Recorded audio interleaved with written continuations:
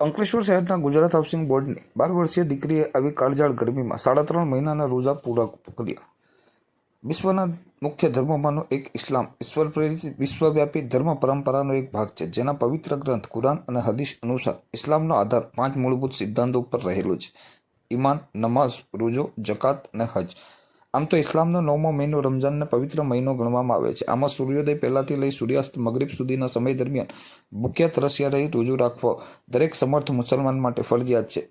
આમાં દરેક પ્રકારના ખોરાક અને પીણા પર પ્રતિબંધ હોય છે। રોજાના મુખ્ય 2 હેતુઓ છે: એક, દુનિયાની બધી પ્રવૃત્તિઓથી દૂર થઈ માત્ર ઈશ્વરમાં ધ્યાન લગાવવું, અને બીજું, ગરીબ, ભિખારી અને દીન દુખ્યાઓ માટે સહાનુભૂતિ ઉપજે અને તેમની મુશ્કેલીઓની અનુભૂતિ થાય।